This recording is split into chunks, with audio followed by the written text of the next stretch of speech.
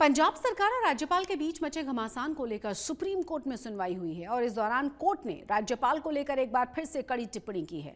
Court ने राज्यपाल को यहां तक कह दिया है कि आप आग से खेल रहे हैं। कोर्ट ने सवाल उठाया है कि अगर राज्यपाल इसी तरीके से बिल को गैरकानूनी ठहराते रहे तो इस देश में संसदीय लोकतंत्र बचेगा कैसे। पंजाब सरकार और राज्यपाल के बीच चल रहे विवाद पर फिर एक बार सुप्रीम कोर्ट में सुनवाई हुई। एक बार फिर कोर्ट ने राज्यपाल को खूब खरी सुनाई, तीखे सवाल पूछे और कई तीखी टिप्पणियां की।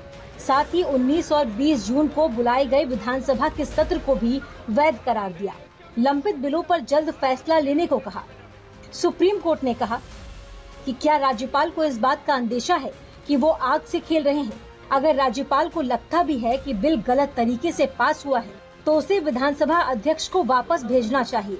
अब राज्यपाल इस सत्र को वैध मानते हुए अपने पास लंबित बिल पर फैसला ले। विधानसभा सत्र की वैधता पर राज्यपाल की ओर से संदेह जताना सही नहीं है। विधानसभा में जनता के चुने हुए प्रतिनिधि हैं, लिहाजा सत्र को राज्यपाल द्वारा गैर कानूनी ठहराना संवैधानिक रूप से सही नहीं है। सुप्रीम कोर्ट की टिप्पणी के बाद सीएम भगवंत मान ने भी राज्यपाल पर तंज कसा। उन्होंने पूछा कि मामला सुप्रीम कोर्ट में जाने के बाद ही राज्यपाल बिलों पर साइन क्यों करते हैं। पर जो कानूनन फर्ज बनते ने, जो मेरे बनते ने मैं निभा रहा, जो गवर्नर साहब के फर्ज बनते ने निभाने चाहिए। सो मैं कोई ये कमेंट नहीं करूँगा कि मानयोग सुप्रीम कोर्ट ने की क्या है, कोई साड़ी जित होगी या कोई असी कोई हार होगी। पर एक काम मैं कहना कि इत्थे तक जाना नहीं, यह मामला इत्थे तक जाना नहीं चाहिए सी। मानयोग सुप्रीम कोर्ट ने पहला भी कहा सीगा कि गवर्नर साहब उदों ही क्यों रिएक्ट करते हैं जो सरकार कोर्ट च आ जाती है, फिर वो सारे बिलों ते साइन करने तैयार क्यों हो जाते हैं। सो मेरे ख्याल गवर्नर साहब की मैं इज्जत करदा, बड़े ने, मेरे बुजुर्ग ने। अब आम आदमी पार्टी सुप्रीम कोर्ट का शुक्रिया अदा कर रही है और राज्यपाल को संविधान के मुताबिक काम करने की नसीहत दे रही है। आम आदमी पार्टी का आरोप है कि राज्यपाल बीजेपी के दबाव में काम कर रहे हैं कि अपने लीगल एडवाइजर बदल लीजिए, आप संविधान के मुताबिक काम कीजिए, आप बीजेपी को छोड़ दिए, आप बीजेपी आप राज्यपाल हो, आप बीजेपी के मेंबर नहीं हो। तो पर लेकिन माननीय गवर्नर साहब बीजेपी का रोल बीजेपी के मेंबर की तरह करते थे। आज सुप्रीम कोर्ट ने उनको रास्ता दिखा दिया कि संविधान के मुताबिक काम करना होता है और संविधान के मुताबिक काम करना चाहिए। जो बिल पास किए हैं विधानसभा ने बिल्कुल लीगली पास किए हैं। सो मैं समझता हूँ आने वाले समय में गवर्नर साहब बिल्कुल संविधान की तरह ही काम करेंगे। हालांकि बीजेपी के प्रदेश अध्यक्ष सुनील जाखड़ कह रहे हैं कि भगवंत मान सरकार अपनी नाकामी छुपाने के लिए बार बार सुप्रीम कोर्ट जाती है, जानबूझकर मामले को तूल दे रही है।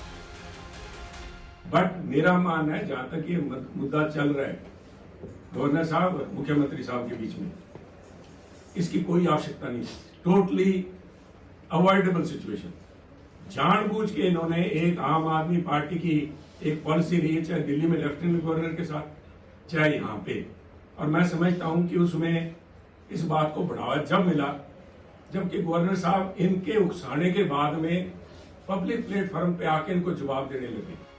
बीजेपी के आरोप अपनी जगह है, लेकिन हकीकत यह है कि राज्यपाल बनवारी लाल पुरोहित ने सरकार की ओर से बुलाए गए विधानसभा सत्र को अवैध बताते हुए सदन में पारित बिलों को मंजूरी नहीं दी थी, जिसके बाद पंजाब सरकार को राज्यपाल के खिलाफ सुप्रीम कोर्ट जाना पड़ा।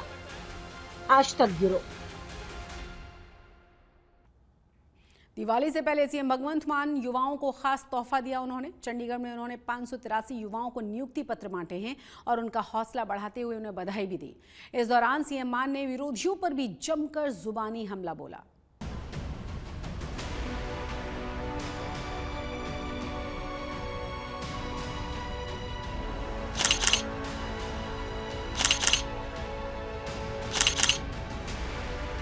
दिवाली के मौके पर सीएम भगवंत मान ने पंजाब के बेरोजगार युवाओं को बड़ा तोहफा दिया है। चंडीगढ़ के म्यूनिसिपल भवन में उन्होंने 583 युवाओं को सरकारी नौकरी के नियुक्ति पत्र सौंपे। नियुक्ति पत्र देने के बाद सीएम भगवंत मान ने सभी के साथ फोटो सेशन कराया और भविष्य के लिए शुभकामनाएं दी। नौकरी मिलने के बाद इन्होंने भी सीएम भगवंत मान की दिल खोलकर तारीफ की।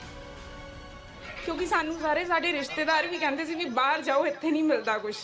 मैं टॉप किया एक्साइज इंस्पैक्टर दे विचों, जनरल गर्ल्स दे विचों।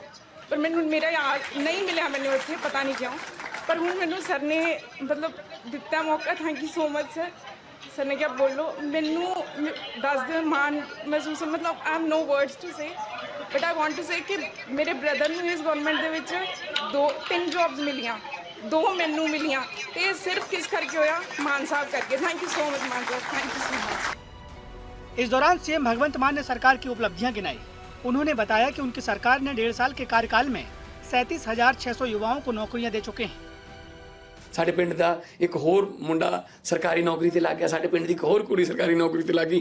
ਪਿੰਡਾਂ 'ਚ ਹੁਣ ਆਪਸ 'ਚ ਇਹ ਕੰਪੀਟੀਸ਼ਨ ਹੈ ਕਿ ਸਾਡੇ 5 ਹੋ ਗਏ, ਤੁਹਾਡੇ ਕਿੰਨੇ ਨੇ? ਸਾਡੇ 6 ਨੇ। ਅੱਛਾ, ਫਿਰ ਸਾਡੇ ਵੀ 2-3 ਮੁੰਡੇ ਹੁਣ ਅੱਗੇ ਆਉਣਗੇ। ਸੋ ਨੌਕਰੀਆਂ ਦਾ ਕੰਪੀਟੀਸ਼ਨ ਕਰਾਓ ਯਾਰ, ਤੁਸੀਂ ਆਪਸ 'ਚ ਲੜਾਈ ਜਾਂਦੇ ਉਹਨਾਂ ਨੂੰ। ਔਰ ਨੌਕਰੀਆਂ ਦੀ ਕੋਈ ਘਾਟ ਨਹੀਂ ਹੁੰਦੀ, ਨੀਅਤ ਸਾਫ਼ ਹੋਣੀ ਚਾਹੀਦੀ ਹੈ। ਸਾਡੇ ਕੋਲ ਵੀ ਉਹੀ ਖਜ਼ਾਨਾ ਹੈ ਜਨਾਬ, ਉਹੀ ਬਿਜਲੀ ਦੇ ਖੰਭੇ ਨੇ, ਉਹੀ ਤਾਰਾਂ ਨੇ, ਉਹੀ ਗ੍ਰਿਡ ਨੇ। ਹੁਣ ਕਿਵੇਂ ਆਉਂਦੀ ਹੈ? ਅਸੀਂ ਕੋਈ ਨਵੇਂ ਤਾਂ ਲਿਆ ਕੇ ਲਾਤੇ ਕਿਤੋਂ? ਨਾਲੇ ਖਜ਼ਾਨੇ 'ਚ ਘਾਟਾ ਨਹੀਂ ਹੈਗਾ ਜੀ, खजाने च भी वाधू पैसा। खजाने च पैसा आऊगा तो पब्लिक ते लगूगा ना। सीएम भगवंत मान ने 1 नवंबर को बुलाई गई खुली बहस का मुद्दा उठाया और विपक्षी पार्टियों के नेताओं पर जमकर निशाना साधा। इस दौरान उन्होंने कैप्टन अमरिंदर सिंह के परिवार से लेकर बादल परिवार तक तीखे तंज कसे। यही मैं कहता सी कि भी आ जाओ उत्थे डिबेट शुरू कर लेने। पता ना जी, ये साडी जद्दी जमीन है जी, ये साडी फलाने ने दित्ती सी, सानू तो किसी ने दित्ती नहीं। फिर हाँ, गुड़गांव कहता मैं फिर पाया सीगा इंडस्ट्रीयल वो निकले सी प्लाट, मैं वो च अप्लाई किया सी, मेरा लक्की ड्रॉ निकलिया सीगा। साडा तो निकलता नहीं जी। किसी नदिया के घाट पर अगर ये नेता लोग बस जाते, किसी नदिया के घाट पर अगर ये नेता लोग बस जाते तो जनता के प्यासे होंठ 2 बूंद पानी के लिए भी तरस जाते। गनीमत है, शुक्र है मौसम पर हुकूमत चल नहीं सकती, वरना सारे के सारे बादल भी इनके खेतों में ही बरस जाते। उन्होंने हमेशा आपदे रिश्तेदार, उन्होंने हमेशा पैसा, उन्होंने हमेशा आपदा कारोबार ही नजर आउंदा है, क्योंकि जैसी दृष्टि वैसी सृष्टि। ते सानू हमेशा पंजाब दे लोग नज़र आउंदे ने कि यार नहीं ਆਪਾਂ ਕਿੰਨਾ ਚਿਰ ਹੁਣ ਕੈਨੇਡਾ ਅਮਰੀਕਾ ਕਰੀ ਜਾਈ ਜਾਵਾਂਗੇ। ਉਹ ਮੁਲਕਾਂ 'ਚ ਵੀ ਬੁਰਾ ਹਾਲ ਹੋ ਗਿਆ, ਰੋਜ਼ ਉੱਥੋਂ ਮੌਤ ਦੀਆਂ ਖਬਰਾਂ ਆਉਂਦੀਆਂ ਨੇ। ਉੱਥੇ ਬਹੁਤ ਬੁਰਾ ਹਾਲ ਹੈ, ਕੋਈ ਸੌਖਾ नहीं है जाके ਉੱਥੇ ਸੈੱਟ होना। सीएम भगवंत मान इन दिनों फुल फॉर्म में नजर आ रहे हैं, विपक्ष के हर हमले पर तीखा पलटवार कर रहे हैं। मध्य प्रदेश में चुनाव प्रचार के दौरान भी पंजाब सरकार की उपलब्धियां गिनाने में लगे हैं। आज तक ब्यूरो। संगरूर में पराली की समस्या से निपटने के लिए एशिया का सबसे बड़ा एक बायोगैस प्लांट लगा हुआ है। आज संगरूर के डिप्टी कमिश्नर ने पराली से एथेनॉल बनाने की इस प्लांट का जायजा लिया है और पराली के सबसे बड़े स्टोरेज में जाकर मुआयना भी किया है। संगरूर में पराली को आग लगने के सबसे ज़्यादा मामले सामने आ रहे हैं। ऐसा नहीं है कि हर कोई किसान अपने खेत में पराली को आग लगा रहा है। मेरे पीछे आपको एक बड़ा स्टोरेज दिखाई दे रहा है, जहां पर किसानों के खेतों से पराली को उठाकर एक इथेनॉल बनाने वाली कंपनी की ओर से स्टोरेज किया गया है, जहां पर 60,000 मैट्रिक टन पराली को इकट्ठा किया गया है, जो अगले वर्ष इस जहां पर 1,20,000 मैट्रिक टन पराली इकट्ठा करने का जो इनका मकसद है, उसके बाद जो इथेनॉल बनेगा, क्योंकि अभी फैक्ट्री है, जो प्लांट है वो तैयार हो रहा है। और बात की जाए तो इस इलाके के करीब 30 किलोमीटर का एरिया है जो वो खेतों से पराली को उठाया जाएगा। तस्वीरें आपको पूरी दिखाते हैं कि ज़िले के डिप्टी कमिश्नर जहां पर मौके पर पहुंचे हुए हैं, क्योंकि सबसे ज़्यादा जो धान की खेती है वो संगरूर में होती है और इसीलिए सबसे ज़्यादा आग भी यहीं पर लग रही है। सर, अगर बात की जाए तो जहाँ पर सबसे बड़ा एक स्टोरेज है, यानी कि ऐसा नहीं कह सकते कि हर कोई पराली को आग लगा रहा है, तो सर कितना बेनिफिट होगा इस प्लांट का? और एशिया का सबसे बड़ा प्लांट जो लहरागागा के पास भी एक लगा हुआ है। जी, आपने एकदम सही बात करी है। जो इंडस्ट्री है, इंडस्ट्री और फार्मर्स का जब लिंकेज होगा और ऐसी इंडस्ट्रीज़ जो हैं ऑपरेशन में जब आएंगी, जो कि आपकी जो पराली का पैडी स्ट्रॉ जिसको हम कहते हैं, उसको रिसोर्स के तरीके से यूज़ करेगी, एक रॉ मटेरियल और फ्यूल के तौर पे यूज़ करेगी, तो किसानों को ना सिर्फ उनका खेत जो है मुफ्त में मैनेज होएगा, बल्कि साथ में उनको खेत के जो ये पराली जो आज जला रहे हैं उसके पैसे मिलेंगे इंडस्ट्रीज़ के थ्रू। धुरी की भी जहाँ पर हम खड़े हैं यहाँ बात करें तो 20 एकड़ की ज़मीन है। इन कंपनी ने जो है 330 किलोलीटर पर डे का एथेनॉल का प्लांट लगाया है, जो कि एथेनॉल ब्लेंडिंग पॉलिसी है गवर्नमेंट की। उसमें जो है ऑयल मार्केटिंग कंपनी से इन्होंने टाई अप करा हुआ है, जहाँ पर एथेनॉल की ब्लेंडिंग करी जाएगी। इस टाइम पे 15% ब्लेंडिंग अलाउड है। 2025 तक जो ये ब्लेंडिंग है, ये 20% तक जो है गवर्नमेंट ऑफ इंडिया का प्रपोजल है। जब ये मैंडेटरी होएगा और एथेनॉल ब्लेंड होना शुरू होएगा तो और भी डिमांड बढ़ेगी। अपनी पीक कैपेसिटी पे ये लोग जो है 1.5 लाख टन पराली को यूज़ करेंगे, जो कि अपने आप में एक बहुत बड़ा अमाउंट है। कहने का मतलब ये है कि जब एक धुरी में ही एक इस तरह का प्लांट है, एपी सॉल्वेंट्स एक कंपनी है, एक और धुरी में एक सीवीजी प्लांट और आ रहा है, तो ये कमीशन जल्दी होने वाला है।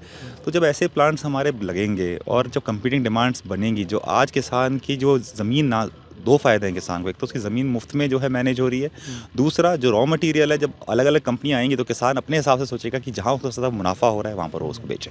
कह सकते हैं कि आने वाले कुछ सालों में तो आग का जो लगने का जो नंबर है वो बेहद कम हो जाए। डेफिनेटली जी, देखो 2 फैक्टर्स है। एक तो हम जहाँ खड़े हैं ये एक एग्जांपल है सबके लिए। जैसे मैंने यहाँ पर यूथ से भी बात करी, यहाँ पर जिन लड़कों ने सरकार ने जो मशीनरी दी है, बेलर और रेकर, वो सब्सिडी पे इन्होंने ली। 18 लाख की इनको जो है मार्केट प्राइस है, 50% सब्सिडी गवर्नमेंट की तरफ से मिली। और इन्होंने ये कहा है कि सर 9 लाख रुपए तो हम इसी सीज़न में कमा लेंगे।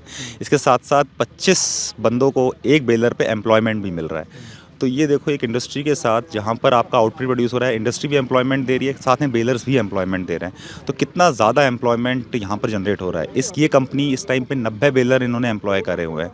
तो 90 को अगर आप 25 से गुना करो तो आप खुद देखो कि 225 2,500 लगभग जो है बंदों को एम्प्लॉयमेंट डायरेक्टली मिल रहा है। तो एक तो ये है। दूसरा, जैसे कि पूसा 44 अब जो है फेज़ आउट हो रही है। PR 126 जो है, PR 126 की जो पराली है वो भी कम होती है, लगभग 60% के आसपास है पूसा 44 के। तो अगर हम मान लें कि 16 लाख MT जो है प्रोडक्शन राइस की अगर संगरूर में आ रही है, तो PR 126 के साथ वो 10 लाख MT ही पराली बचेगी। और अगर 1.5 लाख MT ये वाला प्लांट करेगा तो इसका मतलब है कि 15% तो इसी ने ले लिया। ऐसे वर्बियो का प्लांट है, AP सॉल्वेंट है। जब ये सारे के सारे प्लांट्स आपकी पराली यूज़ करेंगे तो कंपीटिंग डिमांड्स में ये तो डेफिनेटली एक रिसोर्स बनेगा। कि ऐसे ही प्लांट कई और संगरूर डिस्ट्रिक्ट में लगे हुए हैं और एशिया का सबसे बड़ा बायोगैस प्लांट भी संगरूर के लहरागागा में लगा हुआ है। इसलिए आग लगने के मामले हैं वो धीरे धीरे कम होते हुए नजर आ रहे हैं और अगले वर्ष वो बेहद कम नजर आएंगे। बलवान सिंह बिक्की, आज तक संगरूर। बठिंडा में जमीन के विवाद में एक व्यक्ति ने ताबड़तोड़ गोलियां चला दी हैं। इसमें गोली लगने से 2 भाइयों की मौत हो गई है, जबकि 3 से 4 लोग जख्मी हुए हैं। इसी बीच फायरिंग करने वाले व्यक्ति ने खुद को भी गोली मारकर आत्महत्या कर ली है।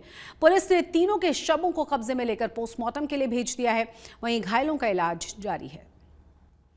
अब आपको चंडीगढ़ के एक ऐसे स्टोर लिए चलते हैं जहां रोजमर्रा की जरूरत का हर सामान महज 1 रुपए में मिल रहा है। चंडीगढ़ नगर निगम ने दिवाली पर जरूरतमंदों की खुशी के लिए स्टोर खोल दिया है, जहां बर्तन, घर की सजावट समेत इलेक्ट्रॉनिक्स के सामान मौजूद हैं।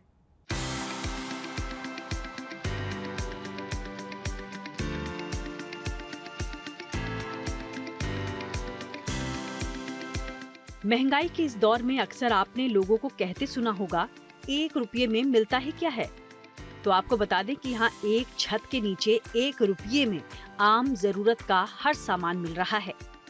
जरूरतमंद लोगों की ये भीड़ उस सेंटर पर उमड़ी है जहाँ कपड़ों से लेकर किताबें, बर्तन से लेकर क्रॉकरी, जूते चप्पल से लेकर बच्चों के खिलौनों और इलेक्ट्रॉनिक्स के सामान तक हर चीज महज 1 रुपये में मिल रही है। बस आधार कार्ड दिखाइए और 1 रुपये की कीमत पर सामान खरीद कर ले जाइए। एक आधार कार्ड पर 1-1 रुपए के 5 सामान खरीदे जा सकते हैं। दिवाली पर लोगों को खुशियों की सौगात देने की ये मुहिम चंडीगढ़ नगर निगम ने दी है। इस साल दिवाली के मौके पर खोला गया ये 5वां सेंटर है। इससे पहले 4 ऐसे ही सेंटर अब तक खोले जा चुके हैं। देखिए, उद्देश्य हमारा आज से 5-6 महीने पहले शुरू हुआ था, रीड्यूस, रिसाइकल, रीयूज के हिसाब से। और जिससे हमने जो भी लोगों से अपील करी थी कि आपके घर में जो चीज़ आप नहीं यूज़ करते और वो वहाँ डोनेट करें। पहले हमने अलग जगह जगह हर सेक्टर के कम्युनिटी सेंटर में लगाए, हर वार्ड के, तो हमारी भारी मात्रा में लोगों ने डोनेट करा। तो हमने ऑलरेडी 4 कैंप लगा चुके हैं जगह जगह, मलोया में, डड्डू माजरा में और इनमें। तो अभी दिवाली के मौके पे भी हमारे जो परमानेंट RRR स्टोर है सेक्टर 17 में, उसमें काफ़ी एकत्रित हो गया। तो हमने सोचा दिवाली के मौके पर भी एक जगह जहाँ हमारा नहीं लगा, राम दरबार में, वहाँ भी लगाएं ताकि लोग अपने घर में अच्छी दिवाली बना सकें और जिसके लिए भी कोई छोटी मोटी यूज़फुल चीज़ है वो यहाँ पर आके ले सकें। चंडीगढ़ नगर निगम ने इसी साल जून के महीने में मेरी लाइफ मेरा स्वच्छ शहर अभियान के तहत 3R सेंटर खोली थी। 3R यानी रिड्यूस, रीयूज और रिसाइकिल। इस सेंटर में जरूरतमंद लोगों को 1 रुपये में जरूरत का हर सामान बेचने की शुरुआत की गई। चंडीगढ़ के लोगों ने इस मुहिम में बढ़ चढ़कर भाग भी लिया और अपने घर के इस्तेमाल न किए जा रहे सामानों को दान में देना शुरू किया। भारत सरकार का एक ये इनिशिएटिव है RRR, रिड्यूस, रीयूज, रिसाइकल। सबसे पहले तो हमें अपनी कंजम्पशन ही रिड्यूस करने की जरूरत है। हम बहुत ज्यादा सामान खरीदते हैं, बहुत ज्यादा वो करते हैं। दूसरा, हमें रिसाइकल करना चाहिए जो भी हमारे पास सामान आता है। अब रिसाइकल क्या है, किचन वेस्ट निकला उसको आपने कंपोस्ट कर दिया। तीसरी चीज, आपको रीयूज करनी चाहिए। तो कोई भी चीज, कई बार हम देखते हैं संपन्न परिवार जो होता है, एक सीजन में उन्होंने कोई कपड़ा पहना, फिर उनको लगता है कि भाई अब अगले साल ये पुराना हो गया है, हमने यूज नहीं करना है। लेकिन वो बिल्कुल अच्छा है, चाहे वो जूते हैं, चाहे वो कपड़े हैं, चाहे वो, आपने देखा होगा यहाँ पे क्रॉकरी वगैरह भी आई हुई। अब दीपावली के मौके पर 5वां 3R कम्युनिटी सेंटर खोलकर चंडीगढ़ नगर निगम ने जरूरतमंद लोगों की दिवाली वाकई में शुभ बना दी है। 1 रुपए में आप कोई भी सामान है वो यहाँ पर खरीद सकते हैं।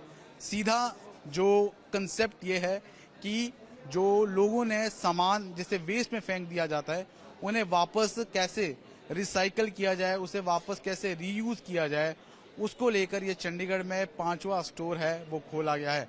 एक व्यक्ति है वो एक समय में 5 आइटम्स है वो खरीद सकता है।